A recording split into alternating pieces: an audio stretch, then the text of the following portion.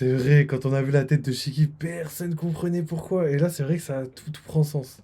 Transforme en Shiki face à Orochi.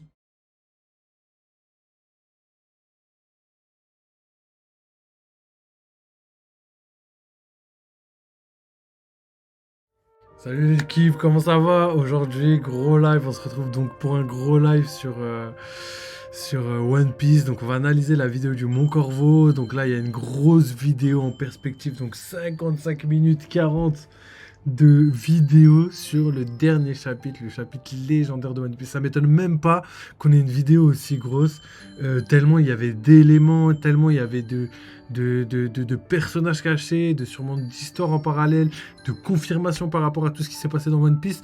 Donc sans plus attendre, on va commencer cette analyse. Donc on va sûrement faire un live de 2 heures, ouais je pense facile. Et pour la team YouTube, bah, on va découper ça en pas mal de vidéos. Je sais pas comment je vais faire, mais préparez-vous à avoir un très très gros live. Donc on va réagir à tout ce qu'ils disent par rapport aux théories. On va émettre nos propres théories pour savoir ce qu'il y a de plausible par rapport à nos informations, à nos croyances entre guillemets. Et on va détailler, analyser, etc. comme d'habitude. Donc bienvenue les gars, asseyez-vous, préparez-vous, installez-vous bien parce que là on s'apprête à faire une grosse analyse. Et je doute pas du tout qu'ils nous ont sorti une masterclass, qui vont nous parler d'énormément d'éléments qu'on n'a pas forcément abordés. J'ai déjà vu là, j'ai saigné tout Twitter, il y a énormément de théories qui se mettent en place. Donc déjà Oda nous avait fait une masterclass par rapport à Saturne et tout, qui nous avait fait plein d'interrogations, qu'on avait envie de dire plein de choses par rapport à tout ce qui se passe. Et ben là, ça va être la même chose pour ce chapitre-là, qui va parler sûrement des rocks, enfin, du chapitre, on sait de quoi il va parler, mais la vidéo va sûrement parler des rocks, des théories par rapport aux rocks, l'histoire de Roger sûrement, le lien, le secret, plutôt le trésor des rocks, le secret qu'il y a entre Garp et Roger, etc. Donc toutes les théories qu'on a déjà vues. Donc installez-vous bien, vas-y, là déjà je tarde trop pour l'intro là. Là déjà ça va montrer à quel point on va avoir une vidéo très très longue. Donc c'est parti les mecs, let's go pour la vidéo. Donc là on va regarder un petit peu l'intro. Je vais laisser quand même couler la vidéo un petit peu parce que sinon on en a pour très très longtemps. Et juste après, on va enchaîner avec une petite analyse de ce qu'ils ont dit. La véritable identité de Rox d'Ichebek, la nature dévoilée du trésor secret de la ruche, le crime des boucaniers enfin expliqué, les nouvelles familles divines, l'explication de Kuma devenu tyran, les origines de Shiki le lion d'or, le trésor du capitaine John, le rôle final de Baggy, la véritable puissance de Goldie Roger, le début et la fin de Shanks le roux, et enfin la révélation du culte de Nika. Je saurais même pas par quoi commencer pour énumérer tout ce que nous allons vous raconter dans cette vidéo. Ça fait 8 ans qu'on analyse One Piece, ça fait 8 ans qu'on lit et qu'on découvre les chapitres avec vous, et je crois que vous allez ici regarder l'analyse la plus longue de la chaîne. Alors certes on le dit souvent, mais c'est parce qu'on brise souvent nos records, mais là ça va être vraiment très difficile à battre, et Eiichiro Oda s'est surpassé. Eiichiro Oda a décidé de nous montrer, si ce n'est qu'un petit peu, God Valley. Vous avez cliqué sur la vidéo, vous avez vu sûrement le temps qu'elle fait, on sait pas encore combien de temps elle fait, mais ça va être absolument dingue. On est dans une chasse au trésor depuis 1997 chez One Piece, et du coup les théories y sont inhérentes. On a envie de savoir pourquoi il y a un trésor, qui aura ce trésor, quelles sont les natures de ceci, ou encore la puissance de cela. Les personnages eux-mêmes y vont de leur bon train, avec le professeur Clover, avec Vegapunk, et aujourd'hui ça va être à notre tour, on l'espère, d'être à la hauteur, parce que les amis, sortez les popcorns, installez-vous confortablement parce que on va revenir sur absolument tout depuis les 1096 chapitres de One Piece. Ce chapitre, il était particulièrement compliqué à comprendre, et notre travail, il est là pour essayer de vous faire voir toutes les choses qu'Eiichiro Oda a gardées secrètes. Et cela depuis le chapitre 1, depuis qu'il y a un gosse qui a mangé un fruit du démon. C'est un sacré travail, c'est un travail qu'on a adoré faire, et si vraiment au fil de cette vidéo vous l'aimez tout autant que nous, n'hésitez surtout pas à vous abonner et à soutenir la chaîne en activant la notification. C'est clairement la meilleure façon de nous soutenir. Également en balançant un giga pouce bleu sous cette vidéo pour le référencement, parce qu'on espère du fond du cœur qu'elle va vous permettre de comprendre un peu plus l'incident de God Valley. Si vous pensez avoir loupé des détails importants et voulez comprendre tous les enjeux de One Piece, vous êtes au bon endroit. Alors oui, les théories, c'est propre à One Piece. Et on espère que dans cette vidéo, on vous fera au mieux réfléchir et au pire voyager. Vous êtes prêts? Il est l'heure de faire un bond de 38 ans dans le passé. Donc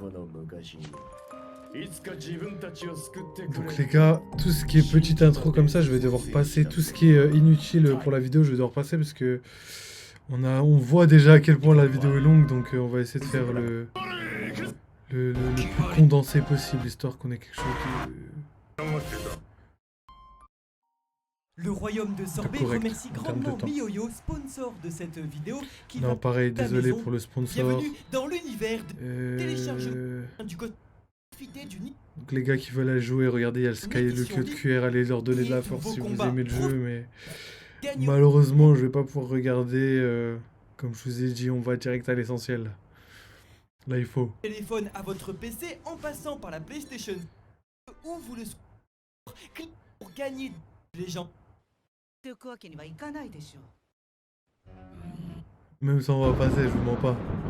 C'est sur l'île de God Valley qui a mystérieusement disparu que s'est affrontée la volonté du Di. Trois porteurs du Di, Roger, Shebeck et Garp, se sont foutus sur la gueule jusqu'à ce que tout disparaisse. Et aujourd'hui, nous l'avons enfin en image, les trois camps, la pierre, la feuille et les ciseaux. Une petite métaphore qu'on s'est permise, la pierre pour Rox, la feuille puisque c'est la paume de la main pour Garp, et puis les ciseaux vu que Roger manie sa superbe Ace. Elle s'appelle Ace. Le mec a nommé son fils le nom de son épée. Allez. Et après ça vient s'étonner que ça aille voir à notre papa. Alors la première chose qui nous vient à l'esprit en lisant ce chapitre, c'est bel et bien l'image. Le dessin d'Eiichiro Oda qui nous présente coup pour la première fois, ça y est, l'équipage au complet des Rox pirates. Au complet ou presque? Voici donc pour la première fois dans One Piece l'équipage des Rox, composé du grand Edward de Newgate, de Kaido, de Charlotte Lilin, qui d'ailleurs dans ce chapitre fera écho aux paroles de Prométhée au chapitre 1011, qui nous disait déjà qu'elle avait un comportement étrange vis-à-vis des enfants de moins de 10 ans. Le tout illustré donc avec Ivankov et Kuma. Si Iva va en prendre plein la gueule parce qu'il a plus de 10 ans, Kuma lui sera épargné par la future impératrice pirate. Nous retrouvons enfin Miss Buckingham Stussy qui de nos jours est la seule de tous les Rox à être devenue deux personnes. Et oui, en effet, parce qu'elle a été clonée. Miss Buckingham Stussy a vieilli normalement, et rappelez-vous, elle était amoureuse de Edward de Newgate, et on voit déjà que il la soulève sur son épaule. Ça donnera plus tard apparemment l'immonde Edward de Weeble, mais d'un autre côté, grâce à Vegapunk et les Mad Scientists, cette même Stussy Buckingham a été clonée. Ce qui fait qu'il y en a deux, une sur l'île du Sphinx qui a perdu son fils, et une sur Egghead Island qui suce du sang. Également validé par la VAR, cela dit, il y a un truc dans la review qui nous posait énormément de soucis, et je crois que je l'ai débunk. C'est Oshoko? Bah Oshoko du coup c'est un clone. Quoi? Ça le ferait? On va revenir plus tard du coup. Mais c'est pas tout, il y avait aussi une autre grande pirate chez les Rox, et c'est bien Gloriosa, plus connue sous le nom de Mernion, plus connue sous le nom d'eux même. Incroyable, l'ancienne impératrice Kuja, personne l'a vu venir celle-là. Shaki et Boa Hancock nous avait précisé à l'époque qu'elle avait quitté Amazon Lily parce qu'elle était tombée amoureuse d'un pirate. Alors ici, on peut voir une certaine rivalité entre les deux femmes, entre Stussy et Gloriosa, peut-être pour Barbe Blanche, Edward de fucking gros beau gosse Newgate. Voilà que c'était beau gosse. Est-ce que Gloriosa était tombée amoureuse de Shebeck? Dans tous les cas, c'est elle, c'est Mernion, c'est une dinguerie, c'est elle qui nous avait dit « Fais attention Hancock, c'est l'amour, il faut pas suivre ça, je l'ai suivi, je l'ai regretté toute ma vie !» C'est Hancock en blonde. Je trouve ça fou de savoir que tout se connecte petit petit à petit et qu'Eiichiro Oda en profite pour prendre tous les vieux de son manga et en faire de fucking legend. Et en parlant de Nilin, n'oublions pas celui qui l'a recueilli en étant petit, le fameux Streusen, chef cuistot qui par son fruit du démon a pu nourrir la petite Nilin et sa boulémie. Du coup on a bien vu qu'ils avaient grandi ensemble et que ce dernier l'avait utilisé à ses propres fins jusqu'à ce qu'ils rejoignent tous les deux les Rocks Pirates. Et allez, regardez, il est là dans le coin de l'image. Vous pouvez retrouver notre chef Streusen. Oda il est vraiment trop fort. Le chef de Whole Cake Island. He was literally about to cook. Et enfin, ceux qui nous font le plus de frissons, ce sont bien le Captain John, Oshoko, Hache d'argent, mais également ce pirate-là, nous l'appellerons Griffman, qui se retrouvait déjà au chapitre 452 dans les tombeaux de Thriller Bark, parce que oui, c'était bien les généraux zombies de Gecko Moria. C'est une théorie de zinzin que la communauté a depuis des années. Ouais, c'est vrai ça, il y a beaucoup de personnes qui l'ont sorti cette théorie, et la tête d'homme, ils avaient raison depuis... Mais frère, ça fait des années. Valide aujourd'hui. Moria, il a maxé les cadavres, c'est une dingue. À l'époque, seul le capitaine John était nommé, ce qui a permis du coup de créer la théorie en disant que ceux qui accompagnaient John dans ce tombeau devaient être aussi Oshoku et Hache d'argent. Et puis au chapitre 905... Par contre, ils ont pas fait le parallèle avec Griffman, comme ils l'appellent, et le fait que Barbe Noire utilise la même arme.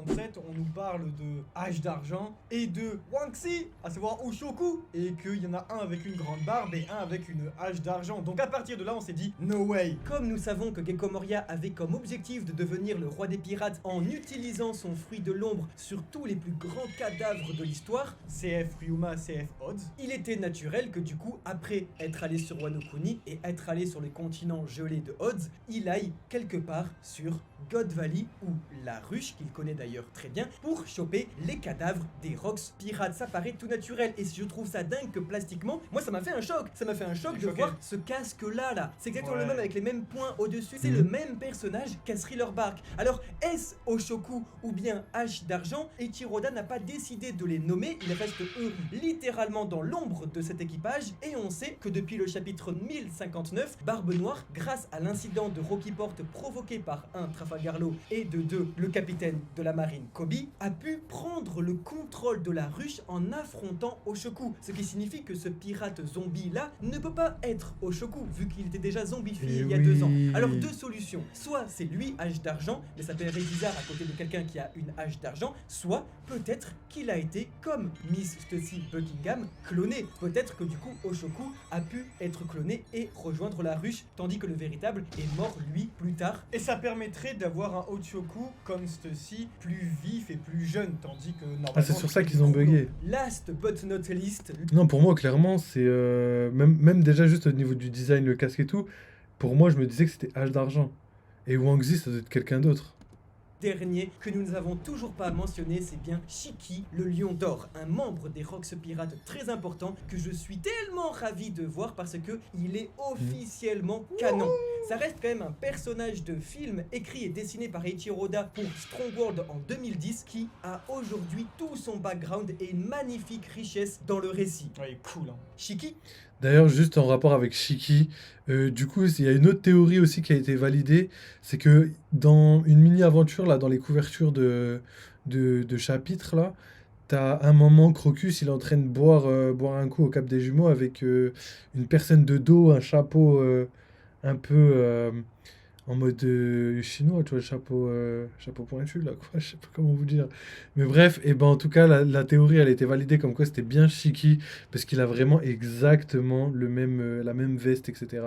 Et la chevelure couleur dorée, là, ça fait que tout prend sens. Ancien membre des Rocks et futur rival de Goldie Roger, a toujours le même habit, un kimono. Ce kimono rayé que nous pouvions retrouver, oui mesdames et messieurs, en page de couverture du chapitre 631 lorsque Crocus était un inconnu. Ce dernier doit être forcément Shiki, parce que si nous savons que Barbe Blanche est devenu rival de Roger et que lui aussi buvait le saké avec le roi des pirates, comme nous l'avons vu avec la bataille d'Edward, c'était sûrement le cas du du Lion d'Or qui lui aussi devait retrouver de temps en temps l'équipage de Roger pour discuter, boire et se retrouver autour d'un petit peu de nostalgie. Et alors vous allez comprendre pourquoi on a Pour gardé ça, le Roger bon était vieux respecté. Lion d'Or en dernier. Cet homme sur la page de couverture, il a quand même un kasa qui est le couvre-chef traditionnel des habitants de Wano Kuni. Il a ce grand kimono digne d'un daimyo de la terre de l'harmonie. Si l'empereur au sang bête a pu réaliser tout ce qu'il a fait aujourd'hui, c'était en contrepartie d'aider un seul homme. Cet homme, c'est Shiki le Lion d'Or, digne héritier du shogunat Kurozumi.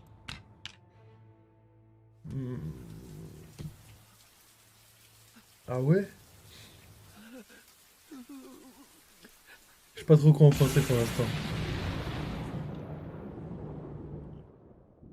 Cependant voilà, le charbon ne se trouve pas exclusivement sur Wano Kuni, et il se pourrait bien que ce dernier retrouve son chemin vers le shogunat Kozuki. Installez-vous et laissez-moi, si vous le permettez, vous raconter l'histoire la plus mystérieuse qui vous sera donnée d'entendre. Écoutez la plus grande théorie du complot au son de notre Rakugo. Oh oui, laissez-moi vous conter le retour de Shiki Kurozumi. Il y a bien longtemps, sur le pont d'un certain navire pirate, Shiki dit le Lion d'Or rencontrer le jeune Kaido. C'est chez les Rocks Pirates que Kaido fit part de sa volonté d'établir une base personnelle pour son futur équipage dans le Nouveau Monde. Cela tombe bien, Shiki Kurozumi, forcé de s'exiler et devenu pirate depuis que son père fut exécuté par les Kozuki pour avoir essayé de tuer les daimyo de Wano, a un marché très intéressant à proposer à son camarade. Ah ouais, si, ça commence à prendre de forme. C'est vrai, ça se peut. Oda, il est Si trop les fort. Rocks étaient amenés à se séparer Ils sont chauds et aussi. si Kaido parvenait à rentrer en contact avec la résistance Kurozumi sur place et qu'il parvient à la mettre au pouvoir, alors il lui garantit que son descendant lui offrira Wano à ses côtés. En effet, avant sa carrière de pirate, Shiki et ses deux cousins Higurashi et Semimaru pleurèrent la disparition de leur clan. Higurashi, détentrice du Mane Mane no Mi, a la capacité de se transformer en la personne qu'elle a touchée de sa main. Shiki se chargera donc de partir en mer Bleue pour trouver une puissante personne capable de les venger, tandis que les deux autres resteront sur place pour trouver l'héritier Kurozumi. C'est exactement ce que firent les Kozuki 20 ans plus tard. Ainsi, Higurashi toucha Shiki avant qu'il ne parte en mer. Elle pourra ainsi, comme garantie, se transformer en Shiki devant la personne que le Lion d'Or aura dépêché sur la mer Bleue, à savoir Kaido. Cela est prouvé au chapitre 965 lorsqu'Higurashi se C'est vrai, quand on a vu la tête de Shiki, personne comprenait pourquoi. Et là, c'est vrai que ça tout prend sens.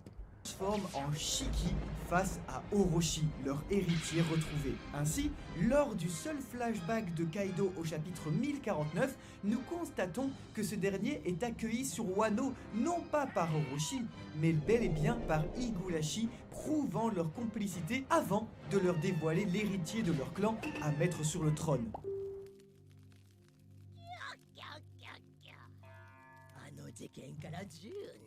Oda, il est trop fort. Il nous a mis la tête de Shiki comme ça, sans prévenir.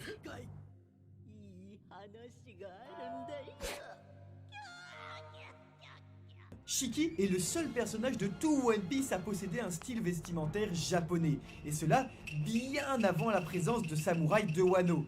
Ces quartiers d'ailleurs, sur son île, sont également ceux de palais japonais. Enfin, nous savons que les habitants de Wano se teignent les cheveux en blond pour exprimer leur marginalité dans la société, comme le prouva Kinemon au chapitre 960. Nous savons également qu'Orochi Kurozumi possède des cheveux violets. Ainsi, et pour clore ce Rakugo à vos côtés, je vous dévoilerai que l'anime de One Piece révéla la véritable couleur de cheveux de Shiki, qui, vous l'avez deviné, était donc chez les Rocks avant sa teinture, violet. C'est lui, là? Après les événements de Nigashima, Shiki le Lion d'Or est l'ultime et seul descendant Kurozumi encore en vie. Et le charbon, comme l'annonça Orochi à sa mort, quelque part encore, brûle d'un feu vengeur. Il est vivant là. On a wesh. suffisamment parlé des pierres, passant au camp suivant, celui des feuilles, celui de la marine. Et alors, surprise totale, si nous savions bien évidemment que Garp était de la partie, celui qui lui a donné l'ordre de se rendre sur God Valley, c'est l'ancien amiral en chef de l'époque, Kong. Oh. Kong! Je veux dire, c'est incroyable, un personnage si mystérieux que nous avions eu le temps de découvrir après la guerre de Marineford, lorsque Sengoku venait lui demander conseil et surtout appuyer la candidature d'Aokiji pour devenir amiral en chef, nous avions Kong, le mystérieux et le plus musclé soldat de la marine. L'animal, ça me Kong. fait rire parce qu'on a fait une short récemment pour se demander si Eiichiro Oda l'avait oublié ce perso. Carrément, Oda il a dû voir la short, il a fait je l'ai oublié, moi je l'ai oublié. Et c'est qui l'a pas non plus oublié? Bogart! Incroyable! Bogart, C'était il est ouf. toujours là, il est Choqué toujours qu'il magnifique, soit là. mais il fait jamais rien. Voilà, je tenais à préciser quand même. Non, J'ai le seum. Bogart. Bogart, fais un truc de ta vie Bogart, quand même. le vampire, genre vraiment le Ouais. mec c'est exactement le même 38 ans plus tard. Hein, c'est... Un peu étrange. Mais du coup, nous retrouvons Kong qui, à l'époque, était, comme je disais, amiral en chef de la marine. Et alors, c'est assez rigolo de le voir derrière son bureau, à l'instar de Akainu plus tard et aussi Sengoku. On retrouve du coup cette même impuissance et frustration de la part de la hiérarchie du QG de la marine qui, derrière son bureau, ne peut que donner des ordres aux vice-amiraux et amiraux de se rendre sur place et de faire les choses bien. C'était déjà très difficile pour Sengoku, c'est des tâches très importantes qui leur incombent et surtout énormément de frustration aujourd'hui pour Akainu, véritable chien en laisse qui fait que aboyer, aboyer, aboyer derrière son bureau et on n'attend qu'une seule chose, c'est de voir le chien commencer à briser ses chaînes et surtout mordre ses maîtres, mordre le Golosei et surtout voir ce volcan entrer en éruption. On sent qu'à l'époque, il a 38 ans, c'était la même chose pour Kong, qui est aujourd'hui devenu le seul personnage de One Piece à être le commandant en chef suprême des forces armées du gouvernement mondial. Le seul ex-soldat de la marine qui a réussi à obtenir un bureau sur Marie-Joise, au château même de Pangaea. Et ça, c'est quand même ultra important. C'est pour vous dire à quel point ce personnage, il pèse aujourd'hui. C'est lui qui décide qui devient amiral en chef. C'est lui. Ça c'est ouf par contre, qu'il soit monté aussi haut, et ça veut dire que vraiment les forces du gouvernement mondial, elles sont vraiment supérieures à celles de la marine. Et en plus de ça, ça veut dire qu'en fait, les forces du gouvernement mondial sont vraiment colossales aussi, tu vois. Et ça c'est ouf. D'ailleurs, ça me rappelle que l'image là qu'on a avec l'aquarium derrière là, c'est là où Doflamingo, il a rencontré un agent du gouvernement mondial. Il y a juste après la Grande Guerre, je crois. Entre la Grande Guerre et Dressrosa. Et du coup, c'est là où il parlait avec cette personne-là. Pour dire comme quoi Doflamingo, en tant que grand corsaire, avait accès à Marie-Joie. Et ça, c'est ouf. Ça, c'est ouf. Décide Même si on de le savait, absolument toute la marine et de son tout- organisation. C'est lui qui tout décide est, même des missions de tous les Cypherpols, tout est sauf le minutieusement Cypherpol représenté. 0 qui lui ne répond que au Golosei. Ouais, mais est-ce que c'est lui qui décide de ses apparitions dans le manga?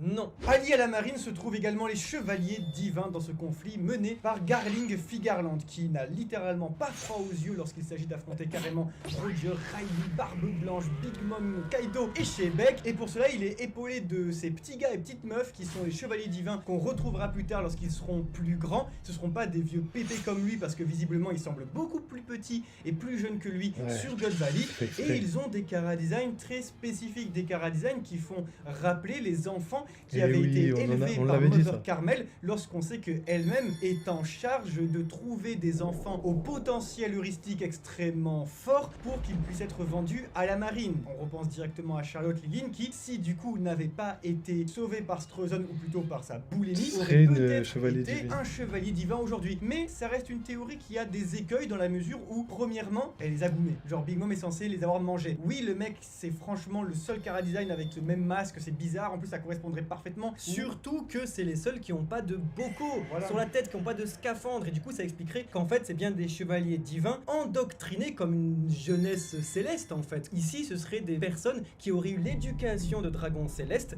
mais qui n'auraient pas le droit d'avoir des bocaux parce que ce ne serait pas du sang pur. Vous savez, ce ne serait pas des véritables descendants des créateurs du gouvernement mondial il y a 800 ans. Cependant, nous avons bien le nom Figarland, ce qui prouve quand même que du coup, Garling, lui, serait un descendant de la famille Figerland. Est-ce que alors il serait adopté? Pourquoi il ne porte pas de scaphandre? Est-ce que c'est parce que c'est des combattants? Des mystères sur des mystères. Dans tous les cas, grâce aux dragons célestes, Pour le nous flow. avons ici 3 nouvelles familles de dragons célestes issues des familles créatrices du gouvernement mondial il y a 800 ans, aux côtés de Nerona, Figerland, du Golosei, des Nefertari et des Don Quirote.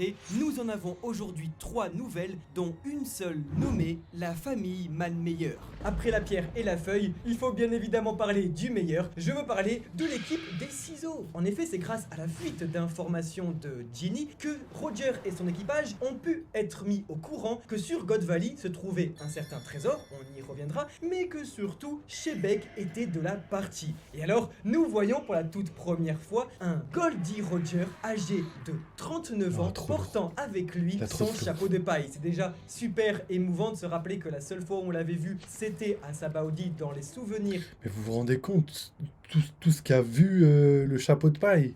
Je crois le chapeau de paille, il a vu l'entièreté de One Piece, je crois. L'entièreté des personnages les plus puissants de One Piece.